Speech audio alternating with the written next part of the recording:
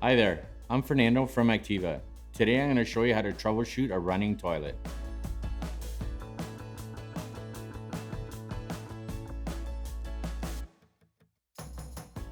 Have you ever come across a toilet that is constantly leaking and you just don't know how to fix it? A running toilet can both drive you mad and become quite costly if you don't address it immediately. There are several reasons why a toilet may run constantly. Here are some possible causes.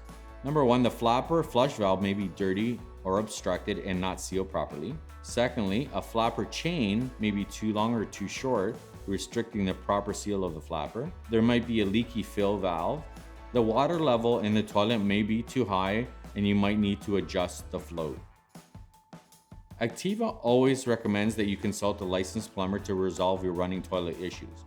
If you encounter this issue outside your warranty coverage, there are two issues that we will demonstrate that a homeowner can definitely troubleshoot or resolve on their own.